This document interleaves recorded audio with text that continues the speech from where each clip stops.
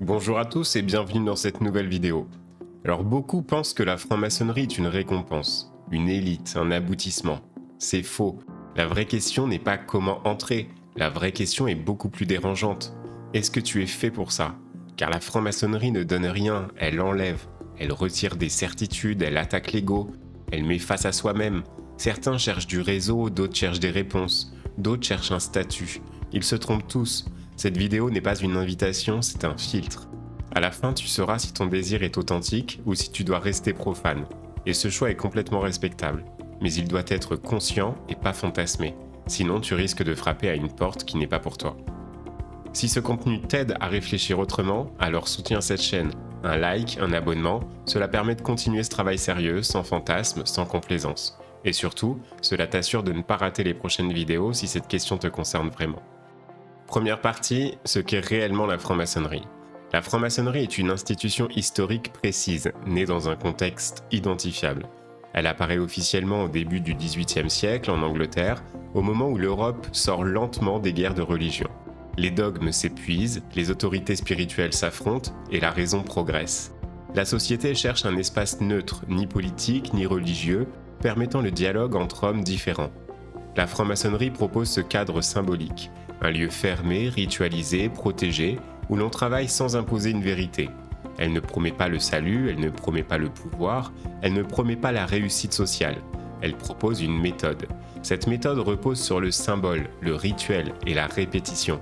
Le symbole ne donne pas une réponse directe, il suggère, il résiste, il oblige à penser autrement. Le rituel n'est pas du théâtre, il crée une rupture volontaire avec le monde profane. La répétition n'est pas une routine vide, elle structure le temps et l'attention. Dès l'origine, la franc-maçonnerie ne cherche pas à convaincre. Elle sélectionne par l'exigence, elle s'adresse à celles et ceux qui acceptent la lenteur, l'incertitude et le travail sur soi. Ce cadre impose discipline, silence, persévérance, humilité, régularité, engagement personnel constant, ce qui est loin des attentes immédiates, profanes, illusoires, modernes. La franc-maçonnerie fonctionne par des rites distincts, chacun constituant un langage symbolique cohérent. Il n'existe pas une maçonnerie unique, mais des traditions différentes, avec leurs références, leurs grades et leur pédagogie. Ce point est essentiel pour comprendre les malentendus. Entrer en franc-maçonnerie ne signifie pas choisir un club ou une idéologie. Cela signifie accepter une méthode initiatique précise. Cette méthode est lente, elle est répétitive, elle confronte l'individu à lui-même. Elle ne flatte pas l'ego, elle ne récompense pas l'ambition, au contraire, elle déconstruit les certitudes. Beaucoup de candidats imaginent recevoir un enseignement clé en main. Ils découvrent en fait un travail personnel exigeant. Historiquement, la franc-maçonnerie s'adresse à des hommes libres et de bonnes mœurs. Libre signifie intérieurement autonome, capable de douter et de se remettre en question. De bonnes mœurs signifie stable, responsable, cohérent dans sa vie profane. La franc-maçonnerie n'a jamais été conçue pour réparer des existences brisées, ni pour combler un vide immédiat. Elle n'est pas une thérapie. Elle est un cadre de travail symbolique, collectif et individuel, demandant constance, patience, assiduité et une acceptation lucide de ne pas savoir. Ce chemin exige de la maturité, de la régularité, de la sincérité, persévérance, silence, engagement durable, disponibilité intérieure et une réelle capacité d'introspection personnelle continue. La franc-maçonnerie n'est donc ni une promesse ni une solution universelle. Elle agit comme un filtre. Ceux qui cherchent un statut social se lassent. Ceux qui veulent des réponses immédiates se découragent. Ceux qui acceptent le doute persévèrent. Le travail maçonnique s'inscrit dans la durée. Il impose la présence régulière en loge. Il demande l'écoute attentive des autres. Il exige le respect strict du rituel et du silence. Cette discipline construit une transformation lente, parfois imperceptible mais réelle. Elle modifie le rapport au temps, à la parole, à l'autorité. Elle apprend à parler moins, à écouter plus et à juger plus tard. Beaucoup découvrent leur propre résistance. D'autres découvrent leurs limites. Ce cadre n'exclut personne arbitrairement. Il révèle des incompatibilités naturelles. Certaines personnalités s'épanouissent, d'autres étouffent. Ce constat n'est ni un échec ni une faute. Il est une information. Avant toute démarche, il faut mesurer cette réalité. La franc-maçonnerie n'offre pas un refuge. Elle propose un chantier intérieur.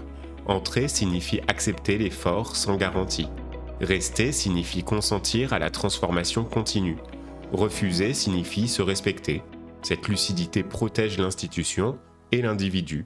Elle clarifie les attentes, évite les désillusions et rappelle que l'initiation commence avant la porte, dans l'intention personnelle profonde et sincère. Il reste donc une dernière chose à comprendre avant toute décision sérieuse. La franc-maçonnerie ne s'adapte pas à l'individu. C'est l'individu qui doit s'adapter au cadre. Les règles ne se négocient pas. Les usages ne se contournent pas. Le temps n'accélère pas. Cette rigidité apparente protège le travail initiatique. Elle évite la confusion, elle empêche la projection des fantasmes personnels. Celui qui cherche à transformer l'institution échoue. Celui qui accepte de se transformer avance. Cette distinction est essentielle. Elle explique pourquoi certains candidats sont refusés sans jugement moral. Elle explique aussi pourquoi certains initiés quittent d'eux-mêmes après quelques années. Ils découvrent un chemin différent de leurs attentes. Comprendre cela, c'est déjà entrer dans une démarche honnête. À ce stade, la question n'est plus symbolique, elle devient personnelle. Es-tu prêt à t'inscrire dans un cadre exigeant, sans promesse, sans gratification rapide, uniquement pour travailler sur toi-même, dans la durée et le silence ? Cette lucidité préalable conditionne une expérience juste. Elle protège la loge, elle respecte le candidat, et elle évite des années d'incompréhension ou de frustration ou encore de conflits internes inutiles. À ce stade, beaucoup de profanes se trompent de combat. Ils pensent que le plus difficile est d'entrer, de choisir une obédience, de rédiger une lettre, de passer des entretiens, de comprendre les usages. En réalité, la vraie difficulté commence avant.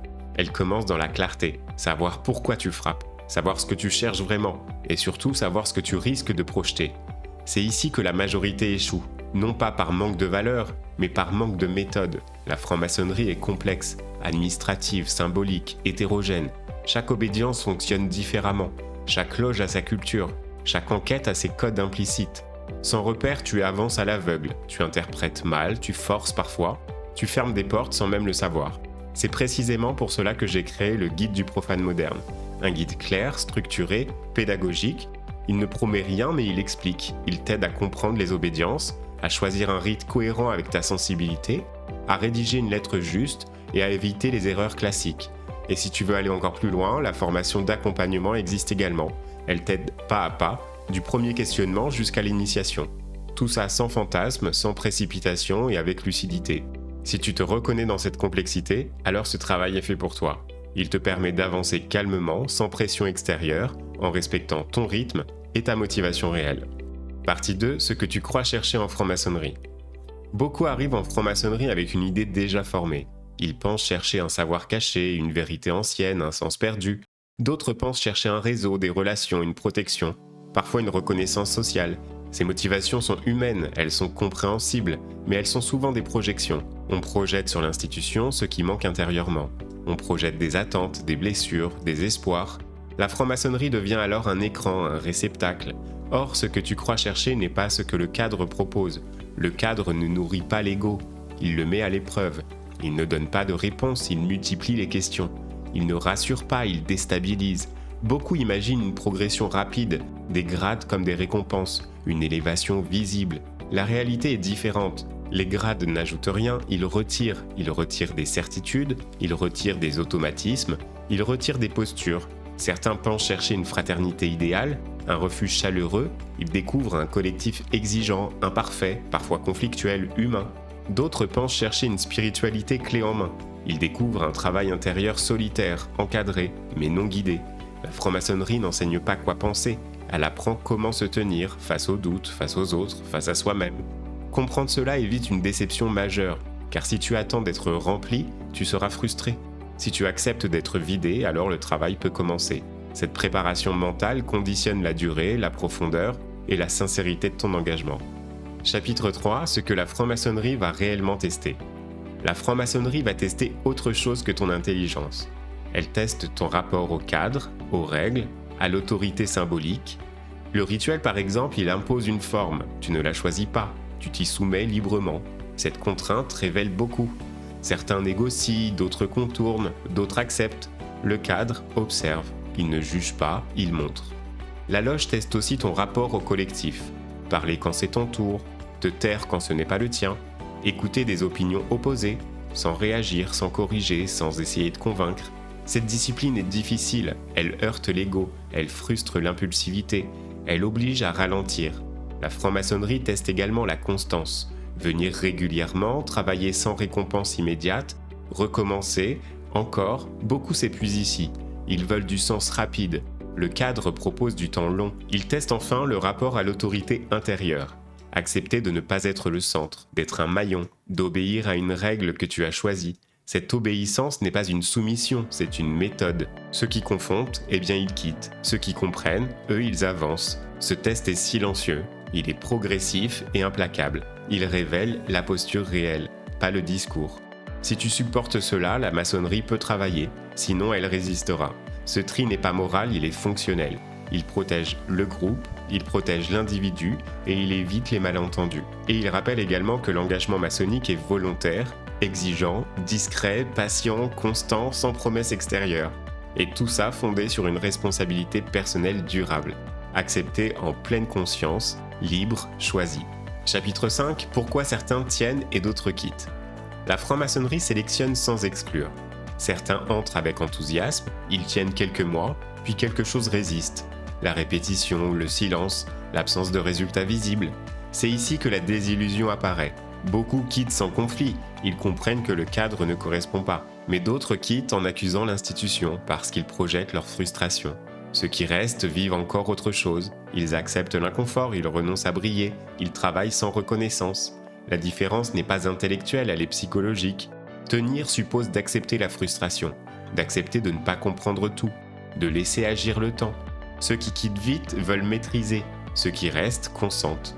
La sélection est naturelle, personne n'est poussé dehors. Chacun se positionne. La loge n'exclut pas, elle révèle. Certains découvrent une patience nouvelle, d'autres découvrent leurs limites. Quitter peut être juste, rester peut être exigeant. Ce constat protège tout le monde, il évite les illusions, il rappelle que la franc-maçonnerie n'est pas faite pour tous, mais qu'elle respecte ceux qui choisissent. Ce tri silencieux explique les parcours, les abandons, les fidélités, et surtout la cohérence interne. Car durer ici demande une motivation dépouillée, une constance, une honnêteté. Sans cela, le cadre fatigue, avec cela, il transforme, progressivement et profondément, dans le respect de chacun, tout ça sans promesse, sans pression et sans mise en scène. C'est cette vérité simple qui explique pourquoi certains tiennent et pourquoi d'autres partent, parfois apaisés, parfois amers, mais toujours révélés à eux-mêmes, par ce cadre exigeant assumé. Chapitre 6. La vraie préparation n'est pas intellectuelle. Beaucoup pensent qu'il faut lire avant d'entrer, accumuler des connaissances, comprendre les symboles, maîtriser l'histoire. C'est une erreur fréquente. La préparation réelle n'est pas intellectuelle, elle est intérieure. La franc-maçonnerie ne demande pas d'être savant, elle demande d'être disponible. Disponible au silence, disponible à l'écoute et disponible à la remise en question. Le travail commence quand l'ego accepte de reculer, quand le besoin de briller s'éteint, quand la comparaison disparaît. Cette préparation implique d'accepter de ne pas comprendre immédiatement, de laisser les symboles agir sans les forcer, de ne pas chercher à interpréter trop vite. Le silence joue ici un rôle central. Il permet de ralentir, il décante, il révèle. Beaucoup échouent parce qu'ils veulent maîtriser, ils veulent expliquer, ils veulent conclure. La franc-maçonnerie demande l'inverse, elle demande de suspendre le jugement, de rester en tension intérieure, de laisser le temps faire son œuvre. Cette posture est inconfortable, elle va à contre-courant du monde profane, un monde de vitesse, de rendement, de réponse immédiate. Celui qui accepte ce décalage se transforme lentement et sans s'en rendre compte. La préparation consiste donc à observer ses motivations, à repérer ses impatiences, à identifier ses résistances. Entrer sans cette lucidité crée des tensions inutiles. Entrer avec elle ouvre un chemin juste. La franc-maçonnerie ne forme pas des esprits brillants, elle façonne des postures, des manières d'être. Si tu peux accepter cela, alors tu es peut-être prêt. Sinon, attendre est un choix sage, car l'initiation commence bien avant la porte. Alors en conclusion, la réponse n'est pas dans une loge. La franc-maçonnerie n'est ni une récompense, ni une évidence. Elle est une réponse possible à une posture intérieure précise. À ce stade, tu as compris l'essentiel. La question n'est pas de savoir si la franc-maçonnerie est prestigieuse. La question est de savoir si ce cadre est compatible avec toi, avec ton rythme, avec tes attentes, avec ta manière d'être au monde. Entrer n'est pas une victoire et rester n'est pas une obligation. Quitter n'est pas non plus un échec. L'important est la lucidité. Si cette vidéo a fait naître en toi un doute fécond, alors elle a rempli son rôle. La franc-maçonnerie ne recrute pas. Elle appelle silencieusement ceux qui sont prêts à se confronter à eux-mêmes, sans promesse, sans garantie, sans raccourci. Si tu ressens encore le besoin de comprendre, de creuser, de clarifier ta démarche, alors poursuis. Sur la chaîne, une autre vidéo t'attend. Elle aborde une question complémentaire. Pourquoi certains quittent la franc-maçonnerie après quelques années ? Cette vidéo prolonge naturellement celle-ci. Elle t'aidera à mesurer la réalité du chemin dans la durée. Prends le temps de la regarder et surtout, prends le temps de réfléchir avant toute démarche concrète. Tu peux aussi partager en commentaire ce qui t'interroge le plus, le doute, la durée, le silence ou l'engagement. Ces échanges nourrissent le travail collectif. Et si tu veux avancer avec méthode, les ressources sont en description.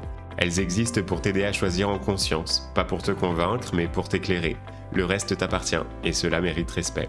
Je te remercie d'avoir regardé cette vidéo et je te dis à très bientôt.